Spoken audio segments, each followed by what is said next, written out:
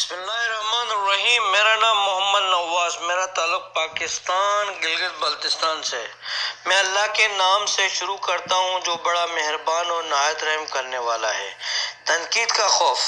انسان میں کیسے آیا اس کے بارے میں بھی نہیں جانتا ہوں، آپ بھی نہیں جانتے ہیں، اور حتمی طور پر کچھ نہیں کہا جا سکتا ہے۔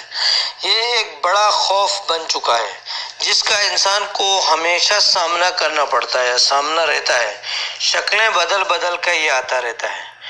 کچھ لوگوں کا خیال ہے کہ انسانوں میں یہ خوف تب آیا کہ جب سیاست ایک پیشہ بنا،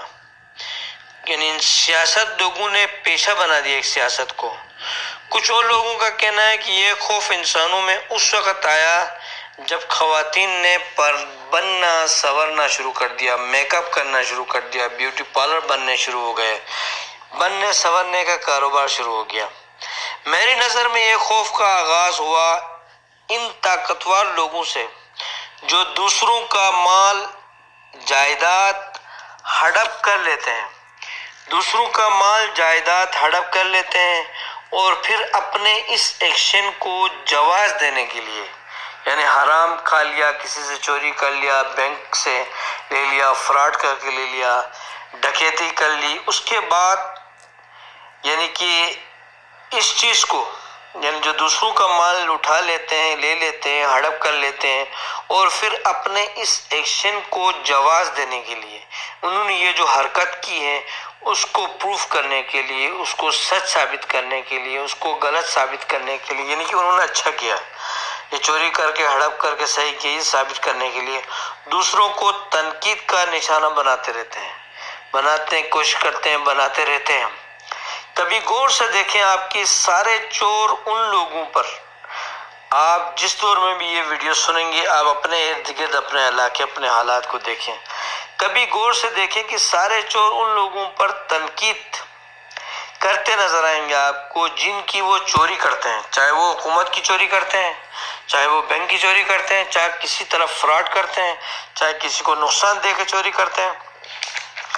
جن کی وہ چوری کرتے ہیں انہی پہ تنقید کرتے نظر آئیں گے۔ یعنی آپ کہہ سکتے ہیں کہ چور الٹا کوتوال کو ڈانٹے۔ اپنی سیاست کو غور سے دیکھیں، یعنی جس وقت میں آپ یہ ویڈیو آپ تک پہنچے گی اس دور میں جو سیاست ہو رہی ہے اس پہ آپ توجہ سے سنیں، دیکھیں، محسوس کریں، احساس کریں۔ سیاستدان اپنی ساری کمپین اپنی خوبیوں پر نہیں، یعنی حریف کی خامیوں پر چلاتا ہے۔ حریف کی برائیاں بیان کرنے سے بہتر انہوں نے اپنے جو دور ان کا گزر گیا ہے اس پہ اچھے کام کرتے تو اپنی خوبیاں بیان کرتے۔ اب جب ان کے پاس خوبیاں ہوتی نہیں ہیں بیان کرنے کے لیے، چاروں طرف لوٹ مار لگا ہوتا ہے ان کے اپنے دور میں، اب سامنے والے کی برائیاں لے کے، خامیاں ہیں سامنے والے میں، کچھ الزامات حقیقت ہیں، کچھ غلط ہیں، تو بھی ان کو بڑھا چڑھا کے پیش کر کے اپنی اس چوری کو چھپانے کی کوشش کرتے ہیں۔ تنقید کا خوف کئی طرح سے کام کرتا ہے۔ مثال کے طور پر گنجے لوگوں کو دیکھیں، یہ گنجے پن کی مثال جو آپ کو دی جا رہی ہے اس پہ صحیح توجہ دیں گے تو آپ کو سمجھ میں آ جائے گا۔ ان کے گنجے ہونے کی وجہ اور کچھ نہیں ہوتا ہے بلکہ وہ ٹائٹ ہیٹ ہوتی ہے جو پہنتے ہیں، عام طور پر ٹیچر حضرات پہنتے ہیں یا جن کو دھوپ میں سفر کرنا پڑتا ہے، وہ چلنا پڑتا ہے، سفر کرنا پڑتا ہے، وہ بڑے شوق سے پہنتے ہیں۔ ان کے گنجے پن کی وجہ بنتی جو وہ ٹائٹ قسم کی ایک ہیٹ پہنتے ہیں، جو وہ بس اس لیے پہنتے ہیں کیونکہ سارے ہی وہ ہیٹ پہن رہے ہیں، دوسرے پہن رہے ہیں، دیکھا دیکھی وہ بھی پہننے لگ جاتے ہیں، فائدہ نقصان دیکھتے نہیں، اور دوسرے انہیں یعنی کم اہمیت نہیں دیں، آپ ویسے چل رہے ہیں بغیر ہیٹ پہنے، یہ ہیٹ کا ٹائم ہے یا سردی ہے یا گرمی ہے جو بھی لے رہے ہیں، یہ دوسرے باتیں نہیں بنائیں بلکہ وہ بھی ٹائٹ ہیٹ پہننے لگ جاتے ہیں۔ اس ہیٹ کے پہننے سے بالوں کو خون کی سپلائی رک جاتی ہے، بالکل یہی وجہ بن جاتی ہے گنجے پن کی، یعنی پوری دنیا میں جو گنجے پن کی وجہ ہے وہ یہی ٹائٹ ہیٹ ہے۔ اس کے علاوہ اگر آپ کے پاس کوئی اور نالج ہے تو بتائیں میرے کو۔ انسان نقال واقع ہوا، یعنی انسان نقل کرنے کا ماہر ہے، نقل کرنے میں ماہر ہے، نقال واقع ہوا ہے، وہ دوسروں جیسا بننے کی کوشش میں لگا رہتا ہے ہمیشہ، بس اس لیے کہ دوسرے کہیں اسے تنقید کا نشانہ نہ بنائیں، دوسرے اس پہ تنقید نہیں کریں، دوسرے اس پہ باتیں نہیں بنائیں، جو انسان کمزور دماغ ہوتا ہے، جو جنرل نالج نہیں لگتا ہے، معلومات نہیں رکھتا ہے، اپنی ایجوکیشن جو میٹرک کرتا ہے، انٹر کرتا ہے،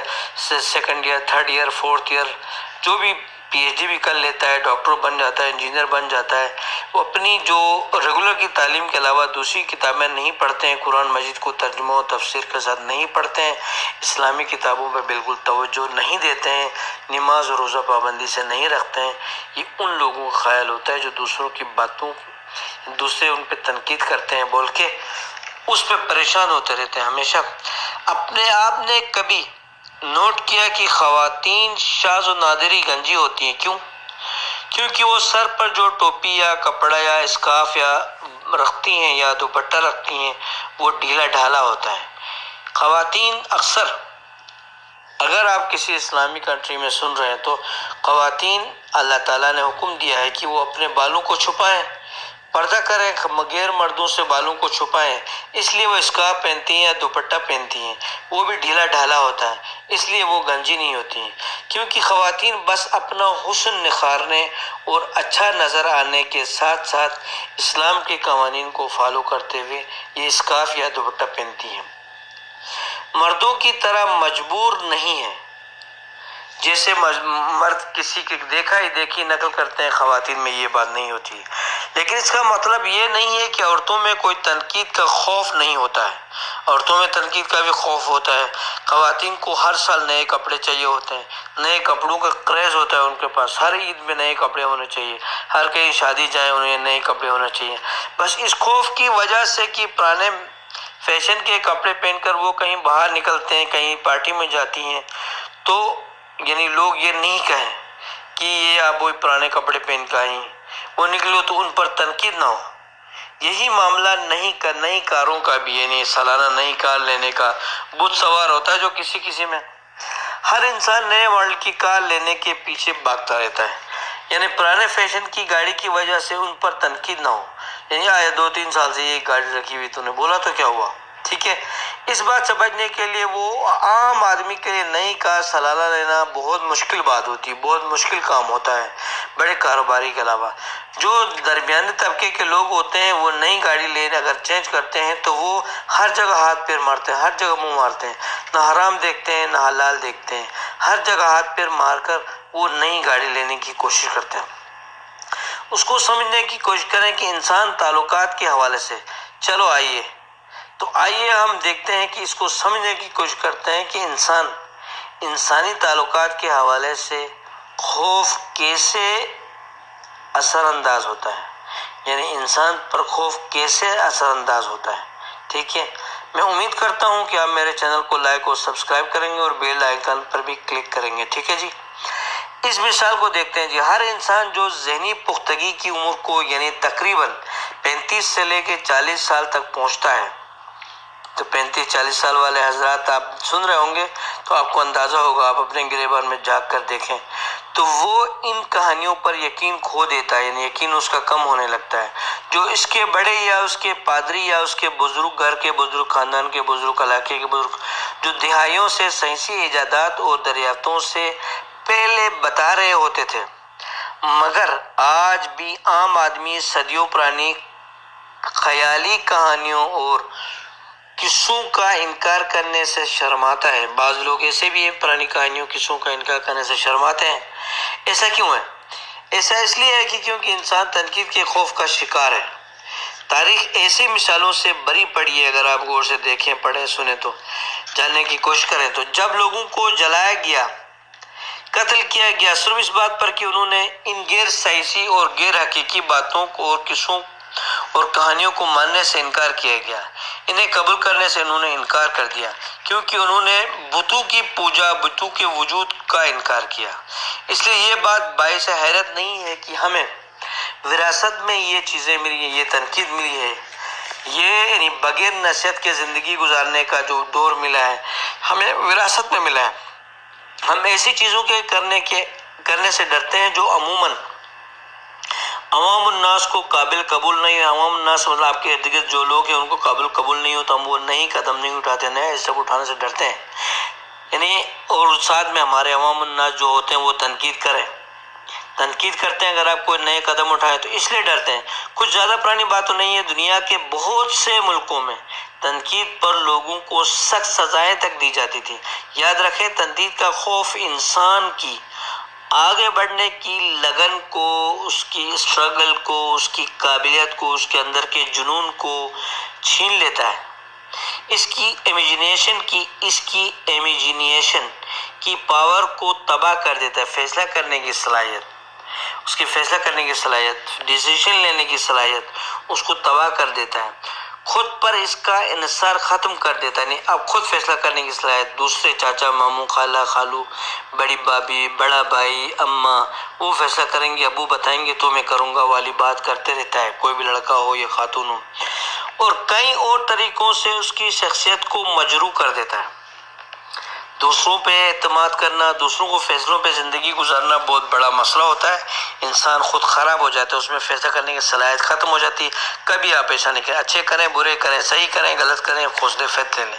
خود ہی فیصلہ کرنے کی کوشش کریں۔ ہمیشہ والدین اور بچوں سے مشورہ بے شک لے لیں، بیوی سے مشورہ لے لیں، لیکن فیصلے کریں آخر میں جا کے خود۔ والدین بچوں کو تنقید کے ذریعے ناقابل تلافی نقصان پہنچاتے ہیں۔ پہلے تو بہت زیادہ تھا، پہلے کے دور میں، اب تھوڑی بہت انٹرنیٹ، یوٹیوب اور ٹی وی کی وجہ سے لوگ تھوڑا بہت بہتر ہو گئے ہیں۔ والدین بچوں پہ اتنا زیادہ تنقید نہیں کرتے۔ یاد رکھیں کہ انسان کو اکثر سب سے زیادہ نقصان اس کے قریبی رشتہ دار پہنچاتے ہیں، جو آپ کے گرد گرد، جس کے ساتھ روزانہ کا آپ کا روٹین ہے، ملنا ملانا، شادی بیاہ، غم و خوشی، ان کو آپ کا سب پتہ ہوتا ہے۔ جب آپ نیا کوئی قدم اٹھانے کی کوشش کرتے ہیں تو وہ آپ پہ تنقید کرتے ہیں، جس سے آپ پزل ہو جاتے ہیں، پریشان ہو جاتے ہیں، اچھا فیصلہ نہیں کر سکتے۔ میری نظر میں اس کو جرم و تصور کرنا چاہیے اگر کوئی والدین اپنے بچوں پہ احساس کمتری میں مبتلا کر دیتے ہیں۔ ہر وہ ماں باپ مجرم ہیں جو بچے کو احساس کمتری میں مبتلا کر دیتے ہیں، جو بچے پر غیر ضروری تنقید کرتے ہیں۔ یعنی کہ دیکھیں، آپ بڑی کمپنیوں میں جو مالکان ہوتے ہیں وہ اپنے ملازمین سے کبھی زیادتی نہیں کرتے ہیں، زیادہ سے زیادہ پیداوار میں فائدہ حاصل کرنے کے لیے وہ تنقید کا سہارا نہیں لیتے ہیں، بلکہ وہ تعمیری ہدایت سے وہ ہدف حاصل کرنے کی پوری کوشش کرتے ہیں۔ وہ تنقید کرنا، ڈانٹنا، بتانا، ڈرانا، دھمکانا، ایسا کوئی قدم نہیں اٹھاتے۔ وہ تعمیری طریقے سے سمجھا بجھا کے ان سے اپنا ٹارگٹ پورا کرواتے ہیں۔ یہی کچھ ماں باپ بھی اپنے بچوں کے ساتھ کر سکتے ہیں، کرنا چاہیے آپ کو۔ یاد رکھیں کہ تنقید بچے میں انسانی دل میں خوف تخلیق کر سکتا ہے، یعنی انسان کے دل کے اندر خوف کو پیدا کر سکتا ہے، پچھتاوے کا زہر تو پیدا کر سکتا ہے تنقید، مگر اس میں محبت اور ہمدردی کے جذبات کو پیدا نہیں کر سکتا، کبھی پیدا نہیں کر سکتا۔ تنقید کے خوف کی علامتیں میں آگے ایک دوسرا پروگرام بناؤں گا آپ کے لیے۔ پروگرام اگر پسند آئے تو آپ بتائیے گا، سبسکرائب کیجیے گا اور کمنٹس میں بتائیے گا۔ یہ خوف بھی غربت کے خوف کی طرح کی عالمگیر ہے۔ یہ تنقید کا جو خوف ہے، یہ خوف بھی غربت کے خوف کی طرح عالمگیر ہے، اور انسان کی ترقی میں اتنی بڑی رکاوٹ ہے، انسان کو بے حوصلہ کر دیتا ہے۔ یہ نئے قدم اٹھانے سے انسان ڈرتا ہے، رکتا ہے، خوف زدہ ہوتا ہے، دوسروں سے مشورہ لے لے کے کچھ بھی فیصلہ نہیں کر سکتا ہے، اور تخیل کی صلاحیت کو کمزور کر دیتا ہے، اس کی فیصلہ کرنے کی صلاحیت بہت ختم ہو جاتی ہے۔ میں امید کرتا ہوں کہ آپ کو یہ پروگرام اچھا لگا ہوگا، اپنے دوستوں تک شیئر کیجیے گا، اپنا خیال رکھیے گا۔ بہت شکریہ جی، بڑی مہربانی، میں امید رکھتا ہوں